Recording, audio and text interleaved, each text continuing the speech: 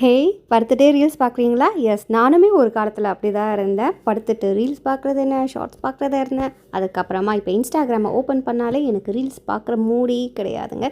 ஏன்னா நானே என்னைய ஒரு பிஸி பர்சனாக ஆக்கிக்கிட்டேன். பிகாஸ் சமைக்கிறது, பசங்களை ரெடி பண்ணி ஸ்கூலுக்கு அனுப்புறது அண்ட் வீட்டை க்ளீன் பண்ணுறது, கொஞ்சம் படுத்துட்டு அப்படியே வெட்டிய ரீல்ஸ் பார்க்குறது, இப்படி தான் போச்சு என் லைஃபுமே. ஆனால் இப்போ அப்படி கிடையாது. கடகடன்னு எப்போ தான் ஒர்க் பண்ண முடியும்.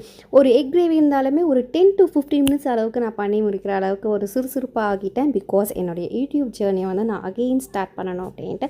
என்னுடைய யூடியூப்பில் என்ன இன்கம் ஃபஸ்ட் மந்த் வந்துச்சுன்னா 7,200 அண்ட் லாஸ்ட்டாக எவ்வளோ வந்துச்சுன்னு சொன்னீங்கன்னா நீங்கள் நம்பவே மாட்டீங்க. 5 டிஜிட் நம்பர்ஸில் எனக்கு இயர்னிங்ஸ் வந்துச்சு. ஸோ அதை பற்றியான ஃபுல் வீடியோ நான் கண்டிப்பாக நம்மளுடைய சேனலில் போடுறேன். ஸோ அதோடைய போராட்டமாக தான் இப்போ நான் அகெயின் சுறுசுறுப்பாக ஆகியிருக்கேன். ஸோ படுத்துட்டு ரீல்ஸ் பார்க்குறது கிடையாது, படுத்துட்டு வீடியோ எடிட் பண்ணிகிட்ருக்கேன். அண்ட் நான் உட்காந்துக்கிட்டே ரீல்ஸ் பார்க்கல அண்ட் உட்காந்துட்டே ஆடியோ கொடுக்குறது, வீடியோ எடிட்டிங் பண்ணுறது, அப்படி ஒரு பிஸி ஷெடியூலில் போயிட்டுருக்கேன். பட் ஆனால் இதுக்கெல்லாம் பேக்ரவுண்டாக என்னுடைய ஹஸ்பண்ட் எனக்கு நிறைய சப்போர்ட் பண்ணுவாங்க.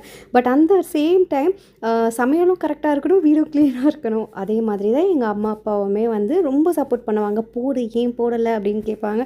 But at the same time பசங்களையும் கரெக்டாக பார்த்துக்கணும், நீ சமைச்சியும் வைக்கணும் அண்ட் வீடியோவும் க்ளீன் பண்ணணும் அப்படின்ற ஒரு போராட்டத்தில் தான் இப்போ நான் ரன் பண்ணிகிட்ருக்கேன்.